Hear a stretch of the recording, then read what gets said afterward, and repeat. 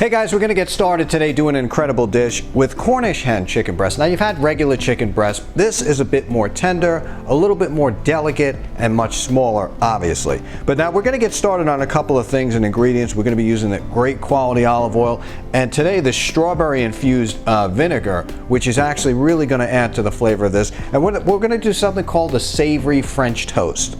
And we got this challah bread here.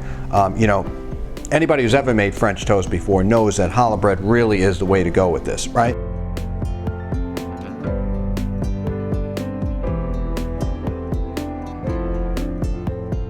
So let's get started on just a couple of what's first, what's second. Now I am going to be sauteing with a little bit of olive oil today. Now it usually goes against a lot of rules, even though there's no rules in cooking, but the olive oil can be used to saute when you cut it with butter.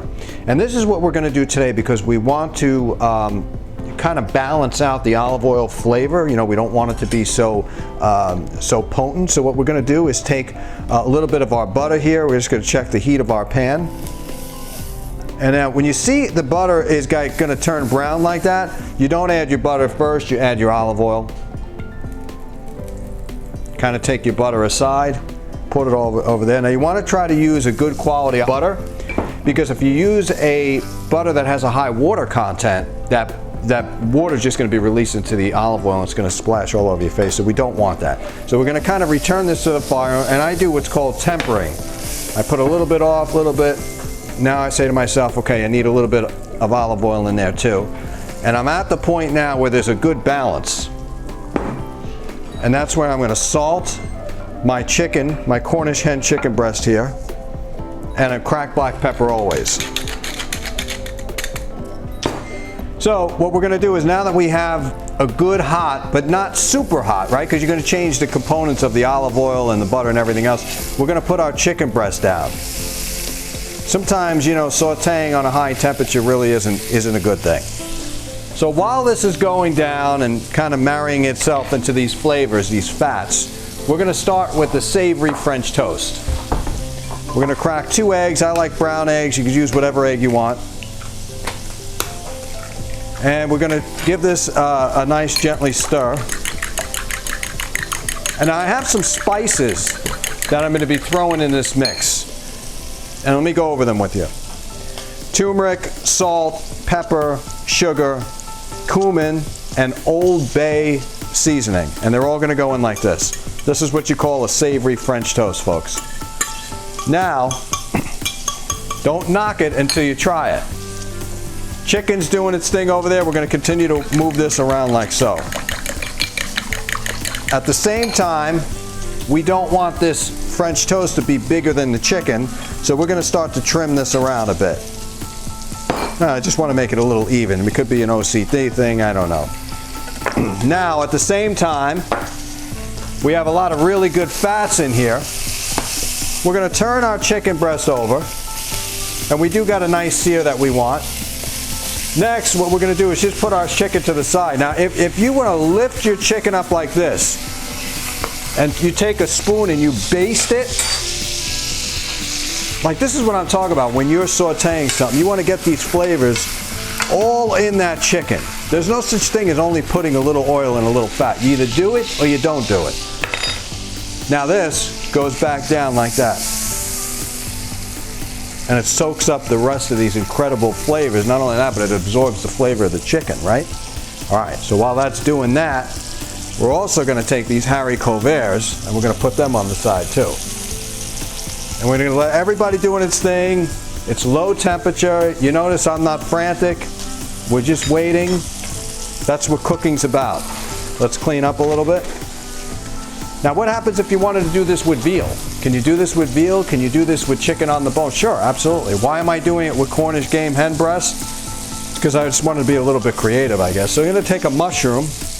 These are regular button mushrooms. You never wash a mushroom.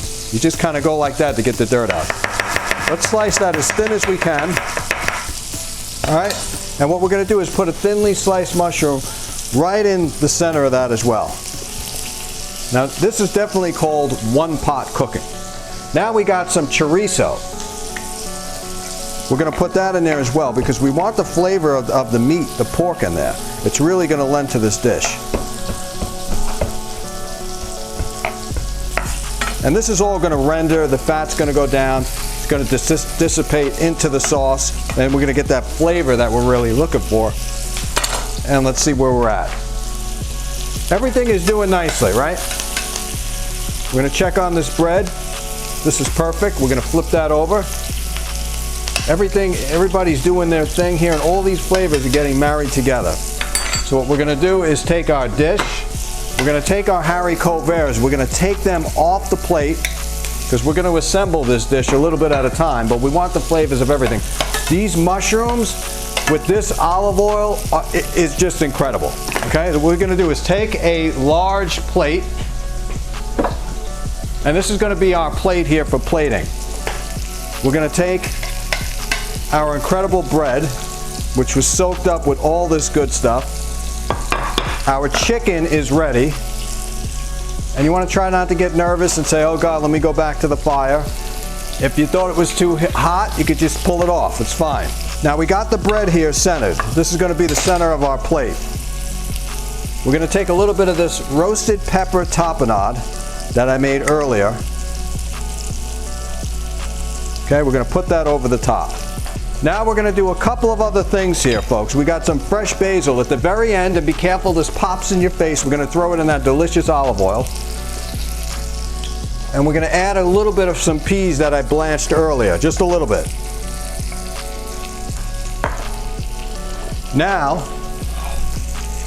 we're going to start to assemble the plate. See how that pork is starting to really render down and you're getting that flavor? I'm going to show you what we're going to do with all that flavor later. So we got our chicken breast. Now this is Cornish hen chicken breast. Make no mistake here. We're going to put that right on there, cooked perfectly, right? It's got to be juicy. Don't overcook your chicken. I'm going to have to come home and teach you a lesson. Do not overcook your chicken. All right? You know what they say, don't overpower the plate, and we're not going to do that. Now, we have all this stuff here. We're going to return it back to the fire. I'm going to show you what we're going to do with this savory mixture that we did. This is going to be combined in there. We're going to be doing almost a style omelet. What do I mean by almost a style omelet? It's not really quite an omelet, but it's almost. Now we got that. That in itself with some bread, you'll find me on a beach somewhere. But we're going to up this a little bit. We don't want anything to stick. And then we're going to throw this savory mixture down here. And what I want to do is let it kind of coat the whole pan. I'm just going to pick it up individually. You notice how it's kind of coming together? That's kind of how we want. My trusty food stylist will get me a spatula right now. All right, clean up a little bit, clean as you go, right? We always want a nice looking set here. And you could smell, you will be able to smell this at home. I know the camera people are drooling at this, but now you'll be able to smell these aromas that are coming out, right? This is what I'm going to do. The very last second, I have this strawberry vinegar, and I'm putting a little dash over it. Now in France, they would use lemon juice in their eggs. That's right. So if you go to France, they'll have a slightly lemon flavor. See how this kind of folds itself?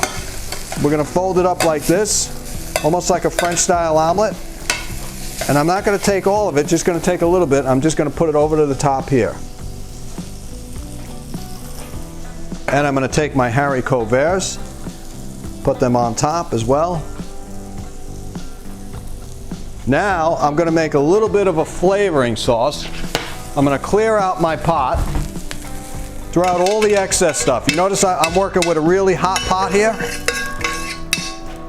It's going to be olive oil, vinegar, and butter.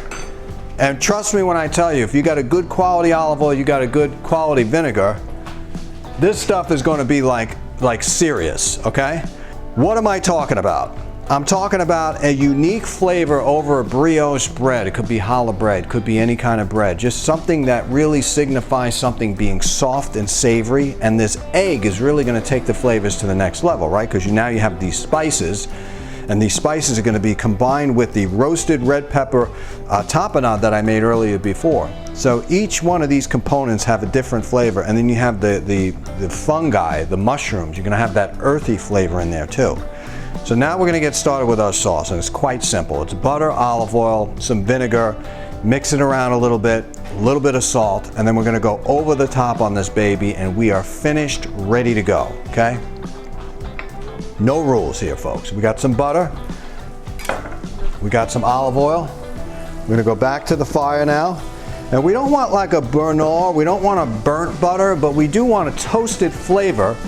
We want to let the olive oil do its thing with this, right? Now we're taking the butter completely off. Now watch what happens. We're going to add the vinegar in.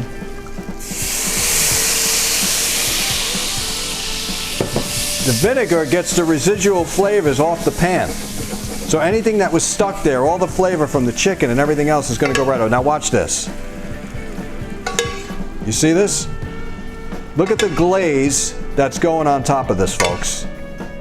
Now we're not done yet. You might think we're done. You say, what is he doing? We're not finished yet. Now, we got to put the best part over this, which is cold pressed extra virgin olive oil, right? But in this case, it's just extra virgin olive oil, but that's going to be the finishing product over this to really marry everything over, right? We're going to take the oil and drizzle it right over the top. Now do not go to the store and pick up no olive oil on sale because you think you're getting a break, right? Because if it doesn't have this color, the sheen texture, it's going to affect your cooking. There's no such thing as taking canola oil and trying to dumb it down, or dumb it up, I should say, that it's going to be quality extra virgin olive oil. It's just not going to happen. So, you know, when you're doing your shopping and you're treating yourself to a meal that's going to nourish your body, you know, my grandmother always used to say, don't cheat when you're putting good food in your body, and that's actually absolutely certain, because you want to make sure that you're really getting the proper flavors and everything else that you can on here. So let's recap on this dish just a little bit here, because we got a lot of stuff going on. I don't want to lose anyone. Let's start with the savory toast, the savory French toast. Now normally, traditionally in a French toast, you would take your challah bread and you would dip it in your egg mixture and fry it. And so everybody's made French toast. Who hasn't made it? If you haven't made it, you've eaten it a million times. But this is savory. It had a lot of different spices going on here. We had pepper, we had salt, we had cumin, we had Old Bay seasoning. You could have anything you want. Savory are the savory spices. There's a combination of sweet, salty, and hot texture. We put that in an egg mixture. We sauteed the brioche bun, but we sauteed it with chicken flavors. We sauteed it with chorizo. We sauteed it with haricots verts, mushrooms. We have an earthly sensation in here. We had some really serious flavors here. And that's what I'm talking about cooking and flavors and marrying ingredients that work. So we had that in there. Then we added the egg in there. And the egg sort of just kind of takes everything, all the flavors down in your mouth. You know, the egg combines with all the savory flavors. Now you need like something like a tapenade, a vinegar or something like that, an acid flavor. We have that on the bottom too. So now you have all the married flavors. You have the eggs, the tapenade, the brioche. Now you say to yourself, well, what do I have on top of that? Well, now we start to talk about an earthly vegetable like a haricot vert that has a very subpar taste to it. It's not going to take over the flavors of this dish too, because we have a lot going on here. We put that on. Then we're taking some of this incredible olive oil, extra virgin olive oil. We're taking some of this vinegar, who I didn't think I was going to work with, but I found this strawberry stuff that turned out to be amazing. We made, if you've ever made a beurre blanc before, we've essentially made a beurre blanc with this vinegar, right? Because, I mean, you could have taken the wine and made a beurre blanc. Why not vinegar? Nobody's ever thought of that. But the vinegar, when I was in France, I traveled around Lyon a lot, and they were putting like lemon juice in eggs in the morning. And I kept like, at first I was stunned, and then I actually liked it. And I do that now. I put vinegar whenever I have a protein. So at the very end, we're gonna finish it with this olive oil here. And like I said, if I have to give you any advice, don't go to the store and buy no olive oil just because it's on sale, right? There's a lot of misconceptions with extra virgin olive oil in general, and using, you know, a canola oil or something that's hydrogenatedly made in a lab somewhere. If you worry about your body and what you're putting into it, you want to treat yourself to the best stuff on the planet. So that's it. Took a lot to make this dish, but here it is, the final version. Now, if I had to give this a name, I would probably say Just For You. Thank you for watching this fun-filled episode. I'm Chef Joe Ciminera. There never was any rules in cooking, and there certainly isn't now.